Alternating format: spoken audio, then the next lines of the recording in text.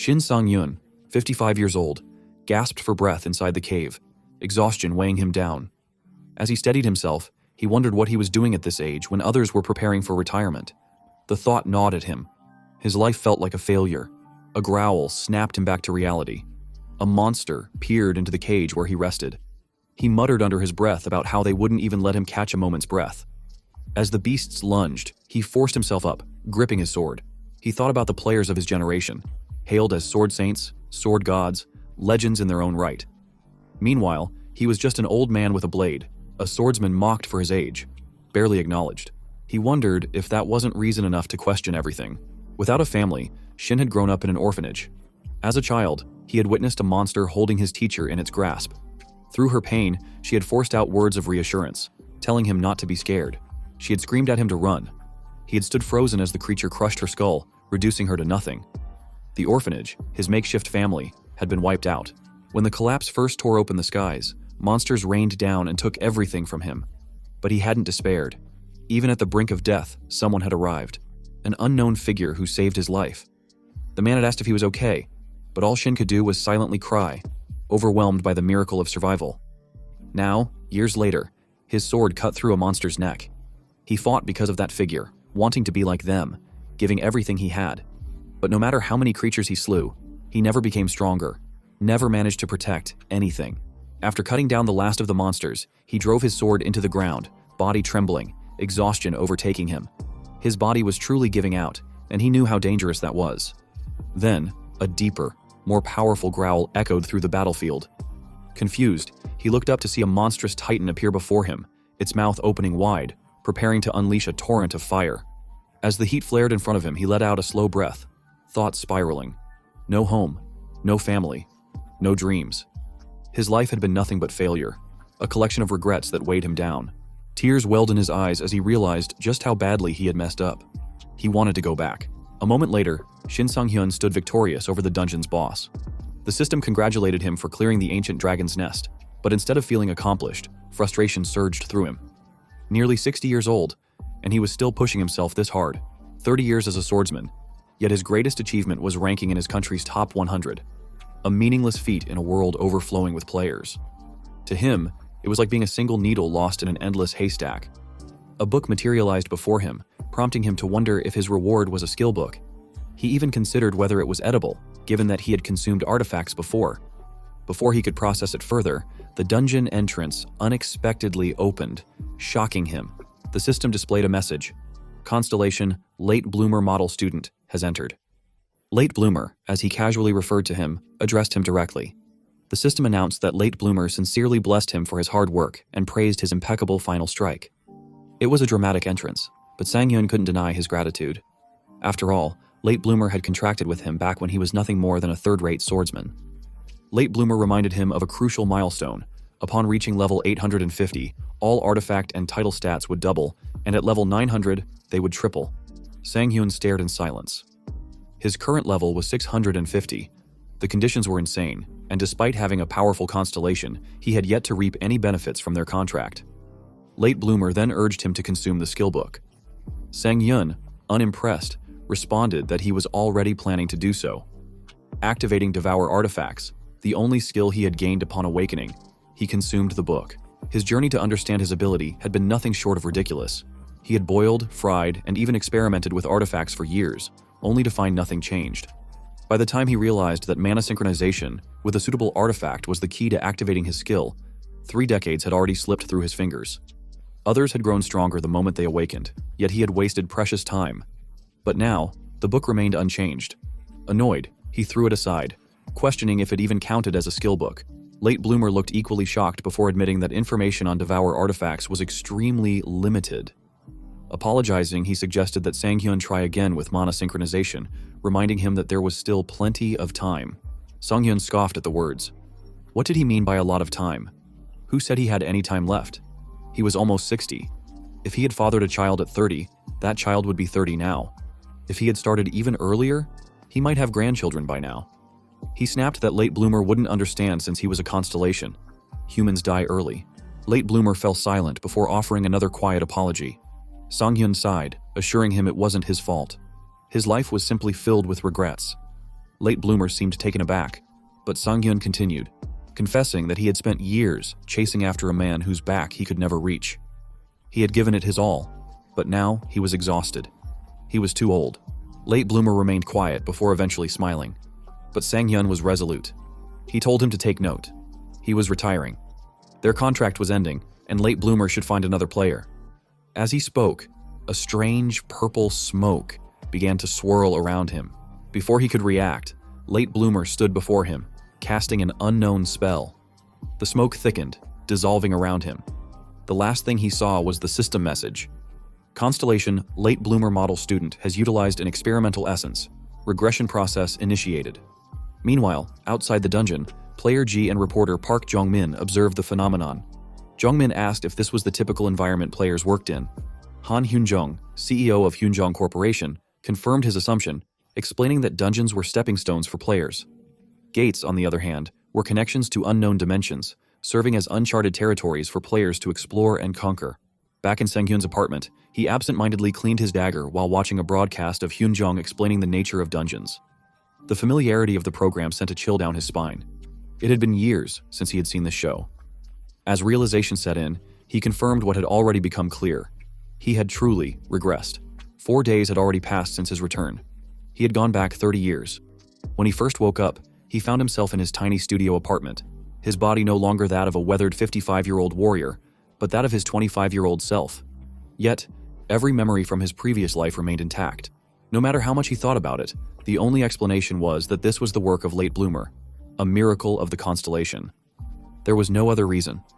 As he absent-mindedly rolled his dagger in his hand before catching it, confusion still lingered in his mind. Deciding not to dwell on it, he considered going out to work. The system then displayed information about his weapon, Venomith's Dagger, a bronze artifact with 17 attack power and an additional +10 agility effect. He recognized it as a fortunate find for this time period. Though its rank was low, he knew its hidden skill held significant value. The system indicated that his absorption rate was currently 10%, but since he had used the dagger before, it had increased to 20%. While the rate remained low due to his lack of prolonged use, what truly mattered was the dagger's hidden skill.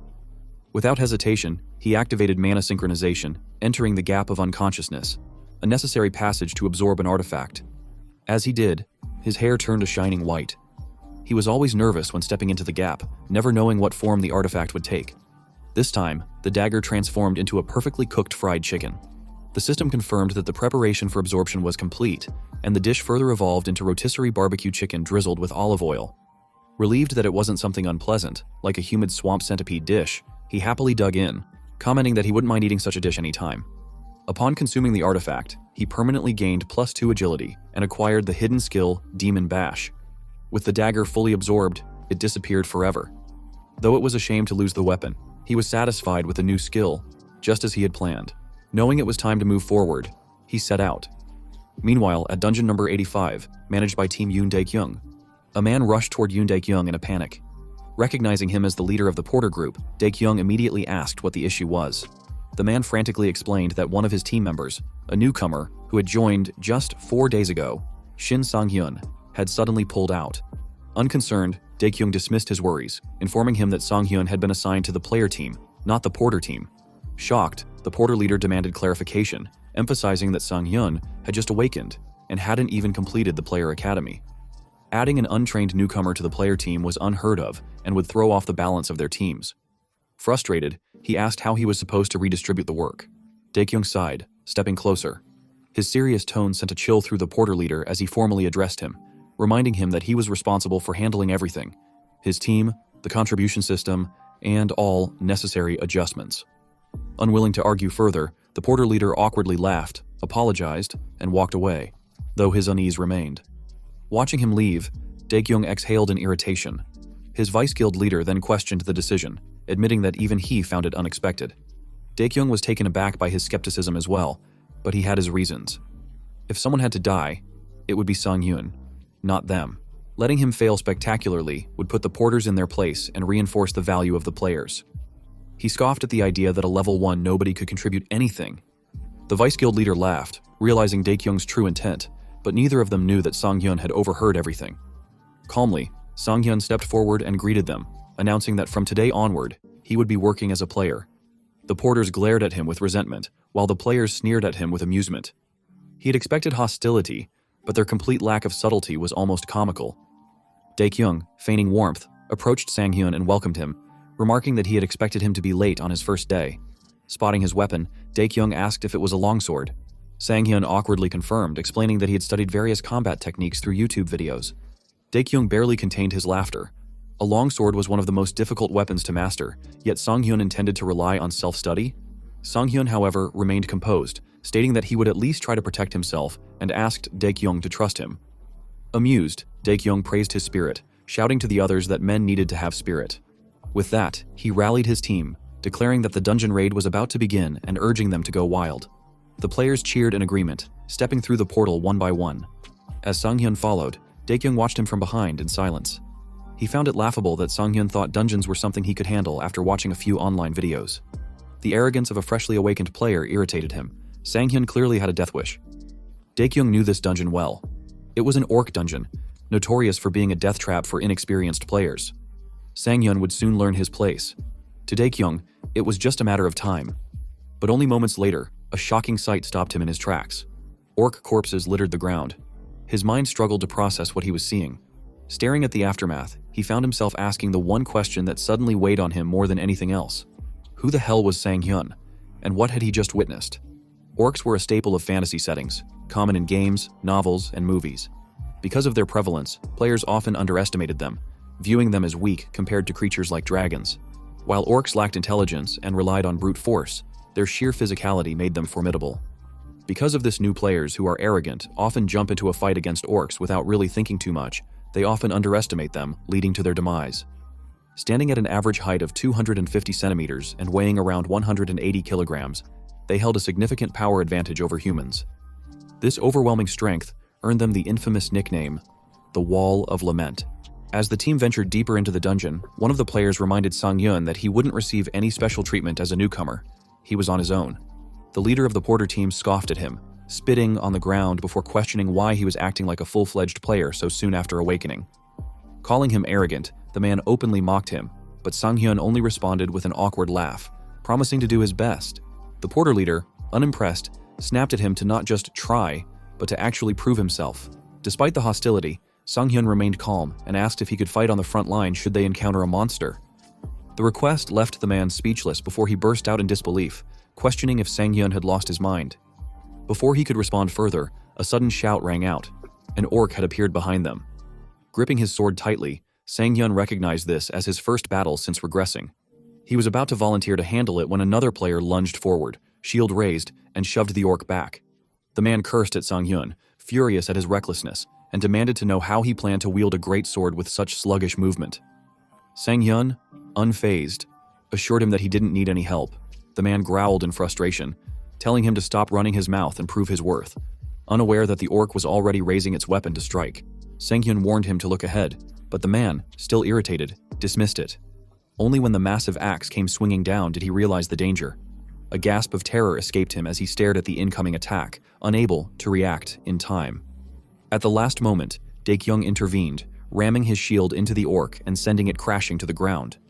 Irritated by the careless exchange, Daekyung barked at them, demanding if they had come to the dungeon for a picnic. The player quickly apologized while the rest of the group watched in awe. Regaining control of the situation, Daekyung ordered everyone to stand back. He would handle the orc himself. The monster, enraged by the interruption, lunged forward once more. Its axe came down in a powerful arc, but Daekyung braced his shield against the impact before thrusting his sword forward, piercing the orc's chest. The spectators erupted in praise, assuming the fight was over. However, the orc's eyes snapped open, burning with fury. Roaring in rage, it tore the embedded sword from its chest and swung its axe with even greater force. The ground beneath them cracked as the weapon struck, narrowly missing Daekyung, who managed to leap back just in time. Cursing under his breath, he realized he hadn't finished the job. Sang-hyun observed the battle in silence. Daekyung was the highest leveled player present, yet even at level 50, he struggled to land a decisive hit. Frustrated, Daekyung launched another attack, driving his sword into the same wound while shouting for the orc to die. This time, as he withdrew the blade, the orc collapsed lifelessly. The team erupted into cheers, amazed that he had single-handedly slain the creature. Laughing, Daekyung dismissed their praise, ensuring everyone was unharmed before preparing to move forward. Before they could proceed, however, the sound of guttural growls echoed through the dungeon. The ground trembled as a swarm of monsters emerged, orcs wielding crude weapons, accompanied by high orcs and armored orcs. The sight of the reinforced enemies sent a wave of panic through the team as they turned to Daekyung, desperate for direction. Forcing himself to stay composed, Daekyung instructed the team to fall back for safety, though internally, he was reeling. If he had barely managed to defeat a single orc, how could they possibly face an entire horde? Before he could formulate a plan, Sang-hyun unexpectedly spoke up, asking if he could take a shot at them. His words sent shock through the group. Outraged, the players snapped at him, questioning if he had lost his mind. Daekyung, trying to reason with him, acknowledged his excitement over awakening but insisted that this was no time for reckless bravado. But before he could finish his sentence, Sang-hyun had already dashed forward. Alarmed, Daekyung shouted after him, warning that he was heading straight to his death. Sang-hyun ignored him, gripping his sword tightly as he closed in on the nearest orc. With a single downward swing of his greatsword, the massive creature was cleaved cleanly in half. Silence fell over the battlefield. Everyone stood frozen, unable to comprehend what had just happened.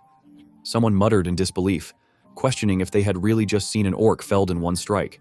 Meanwhile, Sang-hyun casually rested his longsword against his shoulder, musing to himself that the cut wasn't quite as smooth as he expected, perhaps because he was still only level 1. The system window confirmed his status. Level 1. No title. No constellation. His only skill was Devour Artifact. His health stood at 200, mana at 20, and experience at 40. Yet, despite these modest stats, he had just effortlessly cut down a creature that had nearly overwhelmed the highest-ranked player in their party. The orcs, enraged by the sight of their comrade being sliced in half, rushed toward him in unison. Despite their aggression, he remained calm, remarking that while he may be low level, he had plenty of experience. Without hesitation, he cut down the advancing orcs with effortless precision, their bodies torn apart in a single sweep. Before he could advance further, the armored orc, their leader, brought its massive hammer crashing down. He narrowly avoided the strike, dodging with ease before countering in a single fluid motion, slicing the armored orc clean in half. As its body collapsed, he questioned if it had any idea how many orcs he had killed when he was younger. His team stood frozen, struggling to believe what they were witnessing. Doubt filled their expressions as they questioned if this was truly the same person they had known. However, as they watched him cut through the horde with ease, it became clear. He might actually wipe out every last one of them. As he swung his longsword once more, he locked eyes with the remaining armored orc, the true leader. Declaring it the last one, he readied himself. The orc, filled with fury, swung its massive club at him. Anticipating the attack, he leaped back just in time, evading it effortlessly. In a flash, he closed the distance, landing a powerful strike against its back. Yet, instead of cutting through, the blade barely left a scratch. Daekyung, watching in shock, shouted out that the orc's skin was too thick. The attack had failed. If their weapons couldn't pierce it, they were in serious trouble. The orc retaliated instantly, swinging its axe backward with lethal speed. Just as the blade was about to reach his neck, it came to an abrupt stop, hovering an inch away. Daekyung's breath hitched, expecting the worst, but the only response was a calm assurance that there was no need for panic, even with the axe so close to taking his head. The orc attempted to move but found itself completely frozen in place. Thanks to his Demon Bash skill, a status abnormality had taken effect, hindering the orc's movements for 2 full seconds. The duration depended on the target's skill resistance, but it was enough. With an amused tone, he taunted the orc, instructing it to stay still. The creature let out a furious, terrified scream, struggling in vain.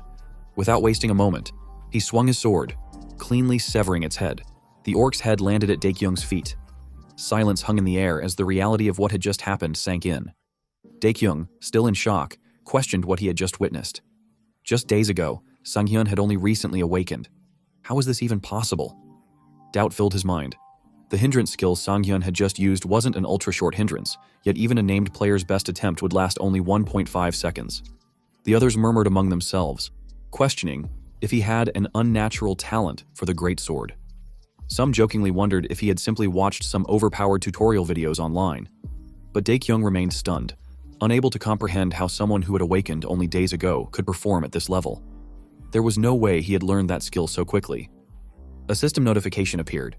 The screen displayed his level up, but more importantly, he had fulfilled the conditions for a title. The title awarded was Fearless Immature Puppy, an F-rank designation that granted a +5 evasion boost. Though unimpressed by the title itself, he acknowledged that an evasion boost was always valuable. Another notification prompted him to allocate an unused bonus stat. Without hesitation, he invested it into the luck stat. Unlike in his past life, he had learned too late how crucial luck was for increasing skill hit rates and artifact drop chances. Now, it was a necessity. Daekyung finally stepped forward, still trying to process everything. He needed answers. He questioned whether this was truly Sang-hyun, pressing him on the skill he had just used. The way he fought, the abilities he displayed, none of it made sense. Demanding the truth, he asked where Sang-hyun had acquired such a powerful skill. Sang-hyun knew he couldn't reveal that he had regressed. Instead, he simply claimed he had received it upon awakening. But Daekyung wasn't convinced. Frustration boiling over, he insisted that it made no sense. There had to be more to it. He pressed further, suggesting that maybe Sang-hyun had gotten ridiculously lucky and obtained a diamond rank artifact, or something even higher. His gaze dropped to the longsword in Sang-hyun's hand, filled with suspicion. In response, Sang-hyun raised the weapon, offering Daekyung the chance to check for himself. Daekyung hesitated, torn between doubt and curiosity, but ultimately gave in.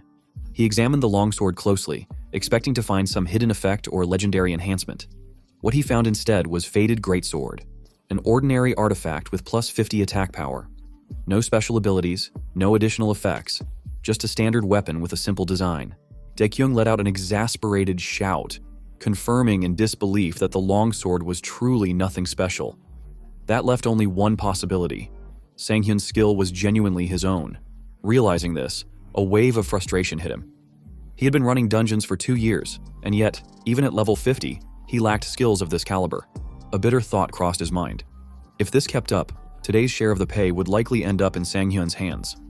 Before he could dwell on it further, a voice interrupted him. One of the porters called out, alerting him that the middle boss was approaching. A yellow-haired man glanced at Daekyung's reaction, concern evident in his expression. However, Daekyung simply instructed them to move forward. Taking out the weaker minions had been easy thanks to Sang-hyun, but he warned him not to get ahead of himself. The skills he had displayed so far wouldn't be enough against the demon orcs they would be facing soon. Sang-hyun was momentarily surprised but then smiled to himself. He had almost forgotten the real reason he had returned to this party after regressing.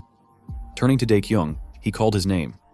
Daekyung, still focused on the upcoming battle, assumed he was nervous and asked if he was scared. But instead, Sang-hyun asked if he could claim the artifact reward if he managed to defeat the demon orc alone. After all, their party paid based on individual performance. The Crimson Stone, an artifact that can only be obtained by defeating demon orcs, is known for its incredibly low drop rate, even after slaying hundreds of them. In his past life, after their team failed to defeat the demon orc, they had the rare opportunity to witness another party obtaining the Crimson Stone. He remembered seeing the other team's members congratulating their captain, asking how he had managed to acquire it, whether he thought it would fetch a high price in the market, and if it was truly one of the only artifacts possessing the delay skill. He knew that the delay skill was exactly what he desperately needed at this moment. Daekyung didn't respond to his earlier question, so he reminded them that, if his memory was correct, their party distributed loot based on contribution. If he were to defeat the monster alone, he assumed there would be no issue. However, Daekyung remained silent. Though concerned by Daekyung's reaction, he understood the importance of obtaining the delay skill now for future events. Unfortunately, most people looked down on cocky rookie players, and no one would take him seriously. As expected, the other players angrily approached him, demanding to know if he was crazy, questioning who he thought he was, and whether he truly believed he was special just because he had killed a few orcs. Stuttering slightly, he told them to calm down. Daekyung, however, simply responded that he could do as he pleased, shocking the other players. He then clarified that he would allow him to act freely, but only if they failed to defeat the boss. If that happened, he would be allowed to enter the dungeon on his own and kill it himself. Daekyung then looked at him seriously, asking if he understood. Realizing that things were going easier than he had anticipated, he replied that he supposed this meant he would be stepping out of the battle. Daekyung turned away, agreeing with him. Daekyung, however, was fuming. He found Sang-hyun unbearably arrogant, acting as if he were something special just because he had one broken skill. Daekyung swore to clear the dungeon himself and shut Sang-hyun up. Holding the door to the middle boss's chamber, he vowed to prove that experience was what truly mattered on the battlefield. Pushing the door open, Daekyung stepped inside, fully prepared to demonstrate his strength. However, the moment he laid eyes on the bloodthirsty demon orc waiting inside, his confidence wavered. Chains wrapped around the massive creature clinked ominously as it stared at them. Wasting no time, Daekyung ordered his team to prepare for battle. Though intimidating in appearance, the information he had gathered suggested it was easy to defeat. Confident in their strategy, he instructed his team to encircle it and attack from the rear. With a smirk, he assured Sang-hyun that he wouldn't even get the chance to interfere. Then, without hesitation, Daekyung dashed forward, shouting that he would take the lead. His team followed closely behind. Moments later, Daekyung was lying on the ground, bleeding. He sat up, barely able to comprehend what had just happened, stuttering as he asked what went wrong. On the sidelines, Sanghyun had been watching as they recklessly charged in. He sighed, wondering why they had simply rushed at it head-on. It dawned on him that this was exactly why they had failed back then too. One of the players frantically turned to Daekyung, asking what they should do and shouting that they were going to die at this rate. Daekyung, seething in frustration, questioned why the orcs were so strong, remembering how formidable the higher orcs had been before. Only now did he realize his mistake. He never should have relied on the advice he had picked up from the market. Gritting his teeth, he shouted for everyone to retreat, declaring that there was no need to defeat the boss today. Just as he was issuing the order, his eyes caught sight of Sanghyun standing off to the side. Unlike the rest of them, he wasn't panicked. He was smiling. Daekyung's confusion grew as one of the players, utterly baffled, yelled at Sanghyun, demanding to know what the hell was wrong with him. Snapping back to the situation at hand, Daekyung once again shouted for everyone to retreat. Since the bloodthirsty demon orc had poor peripheral vision, they could escape by slipping past its flank. The players, relieved at the escape plan, immediately moved to follow his orders. Before leaving, Daekyung turned to Sanghyun and reminded him that he had warned him beforehand. He added that Sanghyun shouldn't hold it against him if he ended up dying. Sanghyun simply sighed, assuring Daekyung that there was no need to worry, because he wouldn't be dying today. He stepped forward as the demon orc charged at him with its massive axe.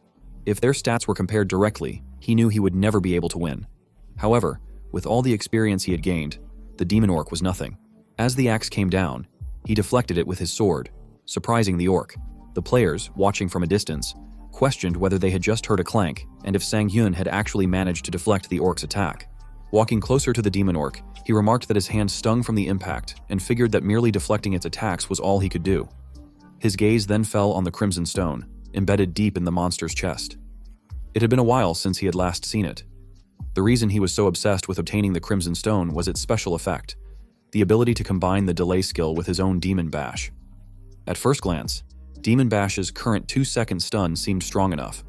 However, using his Devour artifact skill, he could merge different skill effects, and the idea struck him. What if there was a way to stack the stun effect of Demon Bash? He knew that Demon Bash and Delay were the perfect combination, potentially granting him an infinite stun. If he could acquire the Delay skill, it would no longer be just a theory. It would become a reality. He then taunted the demon orc, asking if something was wrong before provoking it to attack again. Enraged, the monster roared and dashed toward him once more, swinging its axe with the intent to cut him in half. He remained calm, remarking that this was exactly what he wanted. The more it repeated its predictable patterns, the easier it became to find its weak spots. Timing his movement, he leaped and sliced its side. The demon orc momentarily released its grip on the axe as Demon Bash took effect, stunning it for 2 seconds. From a distance, Daekyung couldn't believe what he was witnessing.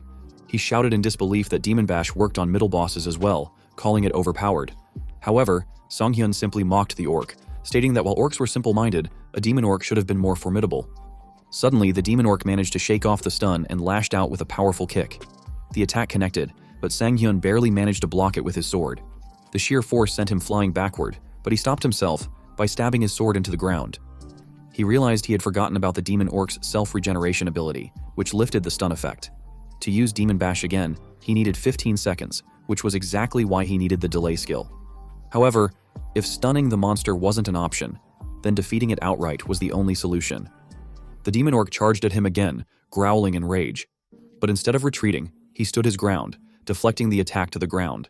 While Daekyung and the other players watched from a distance, they were growing increasingly restless. One of them urgently told Daekyung that they needed to leave since even Sanghyun's stun skill wasn't working. However, Daekyung, deep in thought, simply asked why. He knew that Sanghyun's stun wasn't effective and that there was a massive gap between their stats, yet he couldn't shake the feeling that something wasn't right. He found himself wondering how Sanghyun could remain so calm in the face of such overwhelming power, and if he was truly just a newbie player. Meanwhile, Sanghyun was pushed back once again, but remained composed. He told the demon orc that he had faced situations like this many times before. If he wasn't strong enough, then rather than attempting to cut his enemy down, he needed to focus all his power on a single point and use the opponent's own strength against them. The demon orc charged at him once more. Timing his strike perfectly, he thrust his sword forward, piercing through its chest while simultaneously shattering its axe into pieces. The system message appeared, congratulating him for defeating the middle boss, Demon Orc. His level increased, and he obtained the E-rank title, Demon Hunter. The Demon Orc collapsed to the ground, lifeless. The system explained that the Demon Hunter title provided a 5-fold increase in health regeneration when facing middle bosses or stronger enemies. He noted that this was now his second title and assumed it was one of the benefits of being a solo player. However, as he turned to look around, he was met with the stunned faces of Daekyung and the other players. Realizing that this could turn into an annoying situation, one simple solution came to mind. He suddenly shouted, exclaiming that he had barely survived, then asked what they would have done if their leader, Daekyung, hadn't already weakened the boss. The players, caught off guard, immediately latched onto his words, shouting that they knew it all along. They turned to Daekyung, demanding to know when exactly he had dealt damage to the Demon Orc. Daekyung, still confused, was about to question Sang-hyun when he caught sight of the look on his face. The subtle, knowing gaze seemed to be asking if Daekyung was really that stupid, or if he understood the favor being extended to him. The unspoken message was clear. Sang-hyun was giving him a chance to save face. Before Daekyung could respond, the Crimson Stone floated out of the Demon Orc's corpse, glowing ominously. He realized that Sang-hyun was waiting for him to uphold his promise. With a bitter expression, he mumbled to himself that this was his complete defeat. Determined not to dwell on the matter, Daekyung quickly turned to the team and instructed them to pay attention. Now that they had defeated the middle boss, they needed to prepare for the final boss. The players agreed, and as they headed upstairs, they murmured among themselves, saying that there was no way Sang-hyun had defeated the Demon Orc alone and speculating about what had actually happened. Left alone before the Demon Orc's corpse, Sang-hyun finally turned his attention to the Crimson Stone.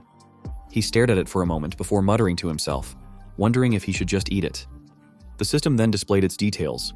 A silver artifact with the special effect Delay, increasing health and strength by 10. It was a crystallization of strength, tenacity, and endurance. Activating mana synchronization, he entered his gap of unconsciousness space, causing his hair to shift into a radiant white. As he stood there, he was momentarily stunned to see the Crimson Stone transform into a steaming bowl of Master Chef's bibim naengmyeon, complete with meat jelly. Grinning, he grabbed the chopsticks, marveling at the turn of events. Asking himself if things were really going his way, he admitted that there was no way he could resist such a classic combination. Without hesitation, he picked up a perfect bite, noodles and pork together, and ate it wholeheartedly. Per the 20% base stat absorption rate of silver rank artifacts, his strength and health stats each increased by 2. Just minutes later, the bowl was empty, and with it, he had successfully acquired the special effect, Delay. A system notification appeared, revealing that he could now bind Delay to his existing skills. That thought alone sent a nervous excitement through him. Without hesitation, he bound Delay to his Demon Bash skill. The system immediately processed the effect and explained the enhancement. If Demon Bash was used again before the first stunned state ended, it would extend the stun duration. The second stun would be guaranteed. The third stun had a 90% chance of success. The fourth stun had a 60% chance of success. Any further consecutive uses had a 30% chance of maintaining the chain. He emerged from the gap of unconsciousness, completely shocked. Theoretically, he had only guessed that a 4-second stun loop was possible, but he never imagined it would actually work. Before he could fully process it, Daekyung appeared behind him and asked if they could talk. He agreed, turning to ask Daekyung what was on his mind. Daekyung explained that right in front of them was the final boss room, the Orc Berserker.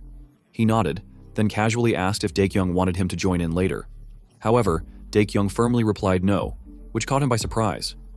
Clarifying, Daekyung admitted that he would be a failure of a leader if he didn't fully utilize a teammate like him.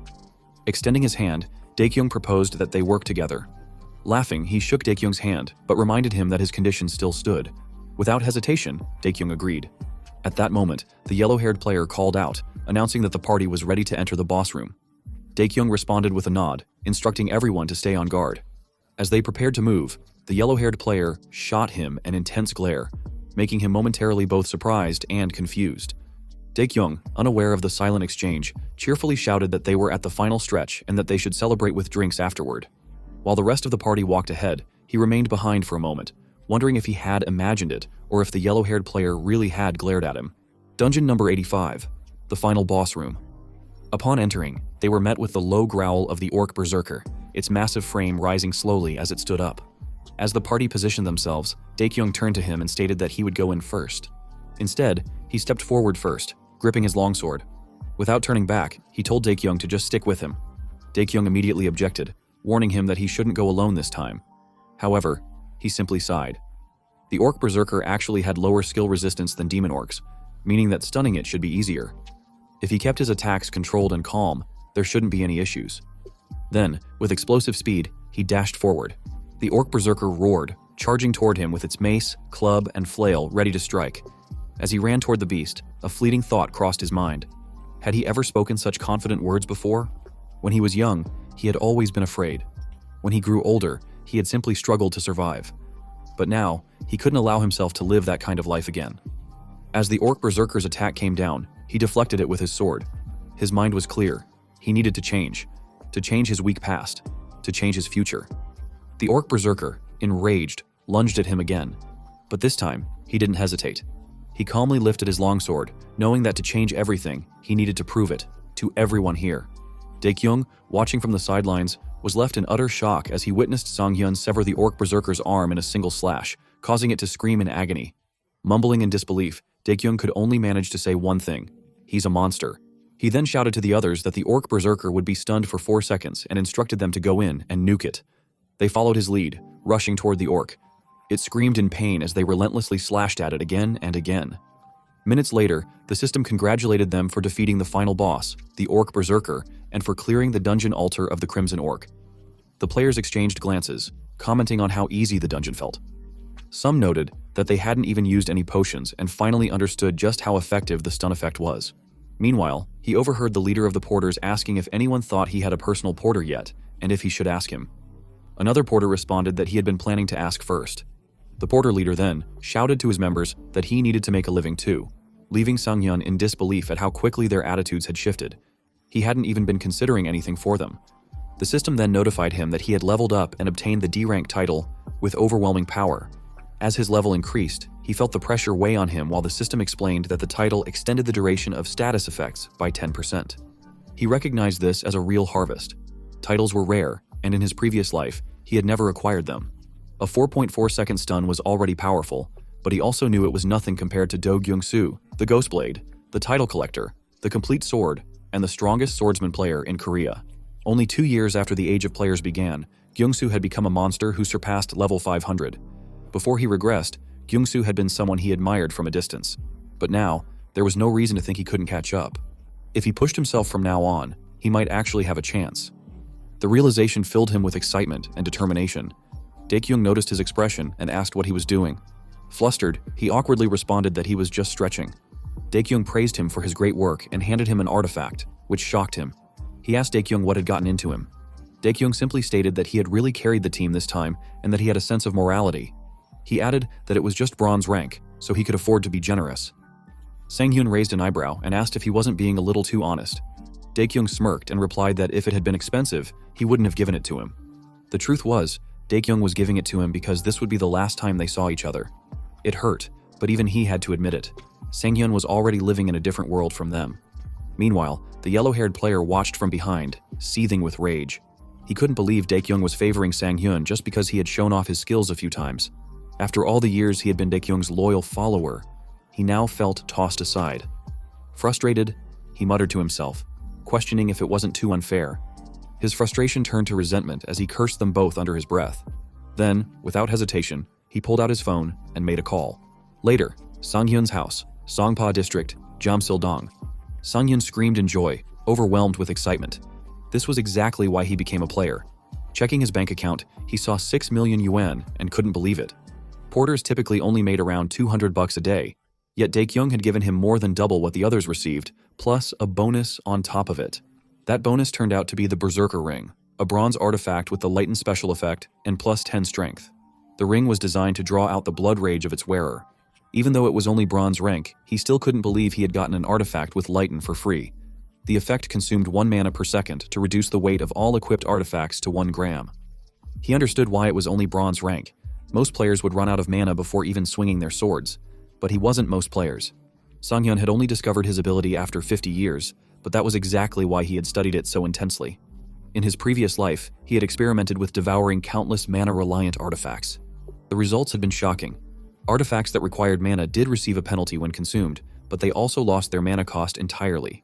He smirked to himself as he began synchronizing his mana with the Berserker Ring. He didn't care if there was a penalty.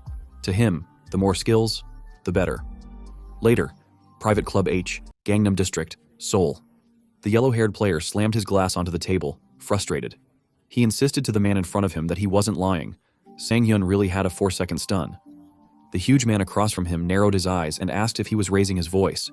Panic immediately set in, and the yellow-haired player quickly apologized.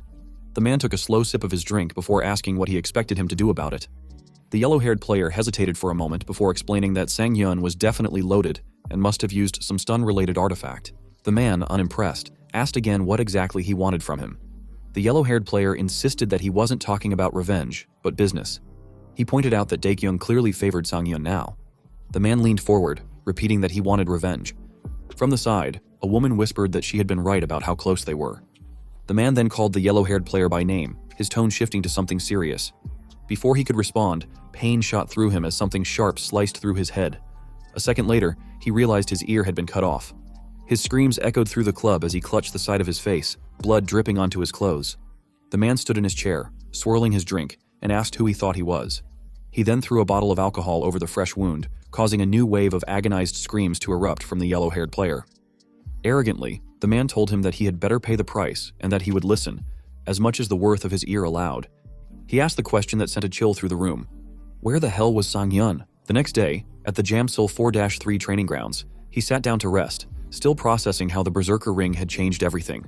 His stomach rumbled, a lingering effect of its consumption, but he reminded himself that light always followed darkness. Lifting his long sword, he rolled it in his grip, reached for its handle mid-spin, and caught it effortlessly. The weapon felt significantly lighter, a result of the ring's lightweight effect. With the Devour artifact's skill, its mana cost had been erased, but as a penalty, the effect had been halved. Even so, the weight reduction was substantial enough that switching to a greatsword seemed like the best option for now. Opening his status window, he examined his stats. He had reached level 7, possessed 3 titles, had no constellation yet, and his current stats showed 325 health, 32 mana points, and 307 experience points. As he assessed his progress, one thought became clear. He needed to start drawing the attention of the constellations. Since a player could only form a contract with one, the choice required careful consideration. Ideally, he would want one that complemented his strongest stat, luck. However, without the necessary attributes to pique their interest, there was only one thing to do: train. After 3 days of rigorous training and long-distance driving, he finally arrived, stepping out of the car and stretching his sore back. The exhaustion weighed on him, but he took comfort in the fact that he had acquired a new skill: Ambidextrous Sword Training Level 1. The skill enhanced his adaptability with all swords except daggers and one-handed longswords, a valuable addition to his growing arsenal. Looking ahead, he focused on dungeon number 101, a solo player exclusive dungeon. Normally, players waited months for a chance to enter one, making it a rare opportunity that he had been able to drive out here. Just as he was about to step inside, the sound of a nearby vehicle caught his attention. Glancing back, he noticed a dark car pulling up on the road. It was clear that someone had followed him through the forest. He didn't know what they wanted, but whatever it was, it would be settled inside the dungeon. The moment he entered, his pursuers followed. 4 men from the bar trailed behind, their leader glancing around in confusion upon seeing him seated calmly on a nearby rock, as if waiting for them. They had no reason to believe they had entered the wrong dungeon.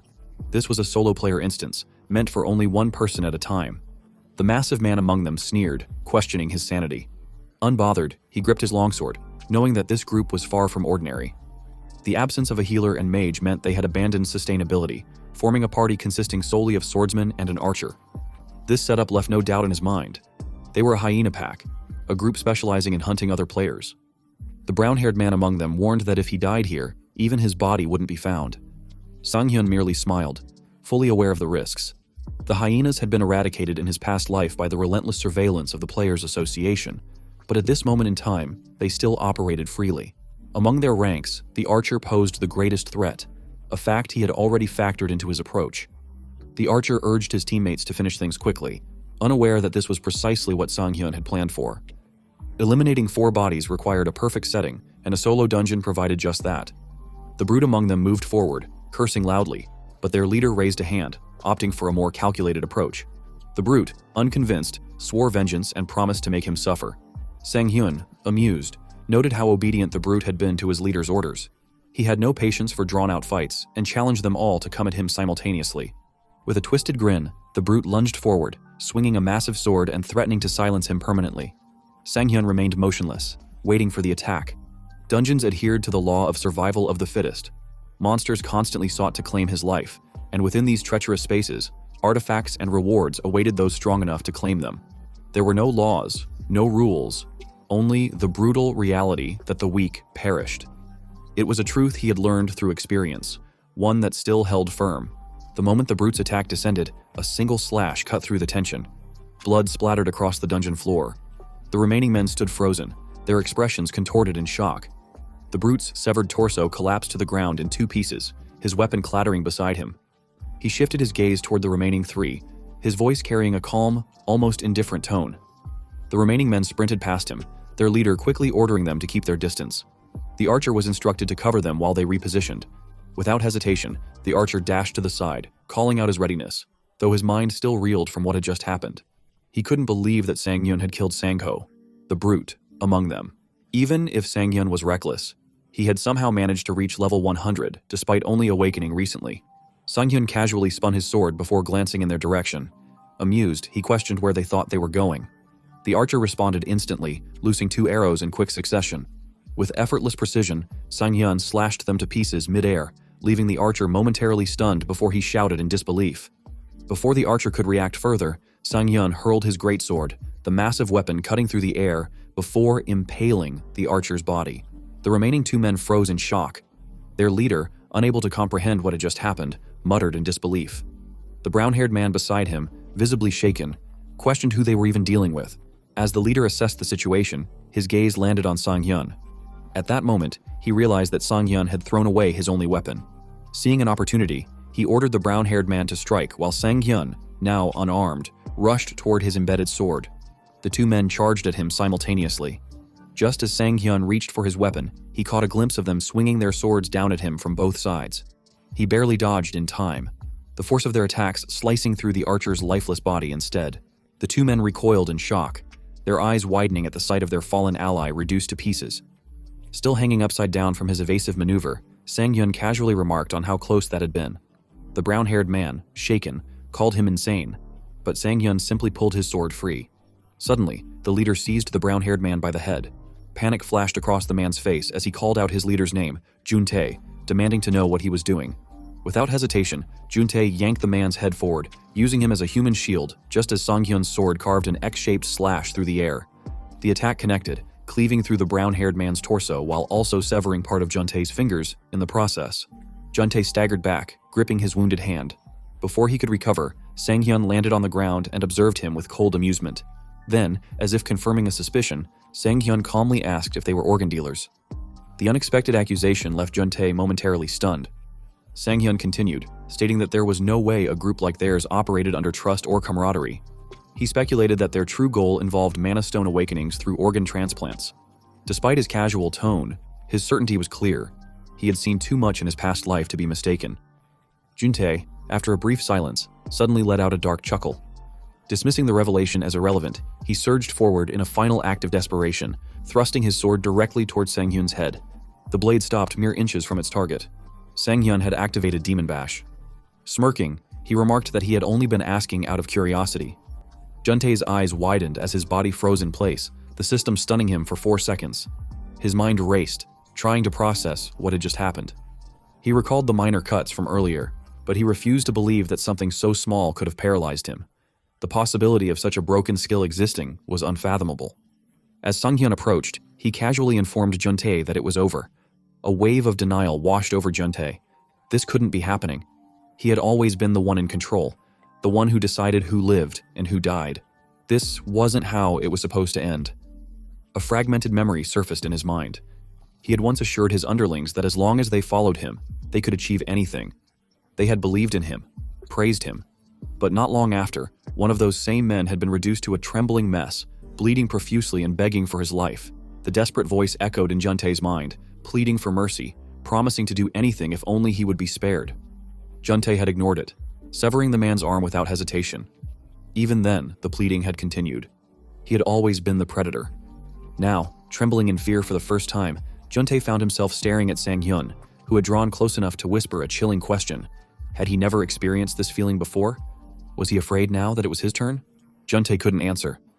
A moment later, the surface of the pond rippled as blood spread through the water. On its edge, Sang-hyun calmly cleaned his sword. watching as the crimson stain dispersed.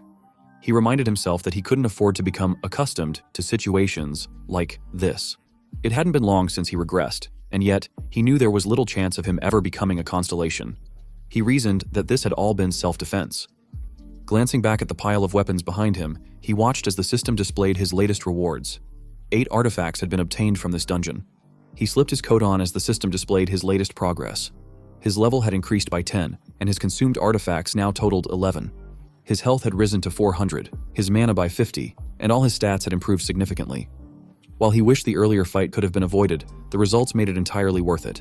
He couldn't help but be relieved that consuming artifacts didn't make him gain weight. Based on his current stats, he was already as strong as players who had reached level 50. The rapid growth made him wonder just how long it had been since his regression. His progress was nothing short of insane. Reaching into his pocket, he retrieved a silver artifact, the Recovery Ring. Its special effect allowed for instant removal of status abnormalities, consuming 10 mana per use. However, if activated again within the next minute, the mana cost would double. He still couldn't believe that the brute who had charged at him earlier had been carrying an artifact like this. The realization struck him. If he had placed all his trust in his stun ability, he could have been in serious trouble. The thought made him shudder slightly. Deciding to be more cautious in the future, he immediately began the mana synchronization process with the Recovery Ring. The scene then shifts to a group of goblins trudged along the pathway when one of them sensed a presence behind them. Turning around, it spotted him standing there, his longsword in hand, eyes covered as he slowly approached. He knew that obtaining the Lucky Day title required something absurd, killing 500 monsters with his eyes closed. As the goblins recoiled in shock, their confusion grew when they noticed the eerie glow of his sword. Sighing in frustration, he wondered how long they would just stand there before attacking. A soft growl finally escaped one of the goblins, surprising him. He could sense their presence without seeing them. Understanding the importance of heightened perception, he focused on feeling the movement of air, sharpening his hearing, and maintaining absolute concentration. He entered a heightened state, the unconscious space, where instinct took over. The goblins hesitated before launching their attack, axes raised. He remained still until the last moment. As soon as they drew near, he moved. His sword arced through the air, effortlessly cleaving through multiple goblins in a single sweep. Blood rained down. But instead of being disturbed, he found himself enjoying the sensation. A sudden shift in the air caught his attention. An arrow flew toward him. Without thinking, he reached out and caught it mid-flight. Breaking it in half with his bare hands, he smirked, realizing he had started to get the hang of it. The goblin archer froze in disbelief. Without hesitation, he advanced, recognizing that the events of the past few days had helped refine his senses. He called out to the goblins, taunting them as they charged at him in fury. Blade in hand, he moved through them like a storm, cutting down every goblin that dared to get close. His grin widened with each fallen enemy. Minutes passed, and soon, only one goblin remained. It barely had time to scream before he dashed forward, driving his sword straight through its body. Blood coated his weapon, and as the final goblin fell, the system registered his accomplishment. His level had increased again, and he had obtained the D-rank Lucky Day title. Removing the cover from his eyes, he expected to feel accomplished, but instead felt like he hadn't done much at all. The system displayed the details of his new title. Lucky Day, a D-rank title, granted plus 20 luck. Additionally, whenever he defeated the same type of monster, his luck stat would increase by 0.1, with a maximum gain of 10. Laughter escaped him as he realized that he was slowly accumulating the titles he needed. Another goblin appeared from the shadows, only to freeze in horror upon seeing the carnage before it, its kin lying in pieces, drowning in their own blood. He smiled, recognizing another opportunity for free stats. As more goblins approached, he welcomed them, eager to take full advantage of his new title. By the time the battle was over, his luck stat had increased by 30. Trembling slightly, he let out a laugh, ecstatic over the absurdity of his progress. A single title had boosted his luck more than most platinum-ranked titles ever could. Considering its potential value, he estimated it could easily be worth 500 million, perhaps even a billion. But then, a distortion in space caught his attention. Behind him, a dimensional rift opened. His heart pounded with excitement. The system then showed that 3 constellations had arrived for him. The cleaner of a fallen dimension asked if he was interested in making others unlucky. The pilgrim of grand space was intrigued by his mysteriousness and requested a conversation. The goddess of luck was smiling at him, reaching out her hand.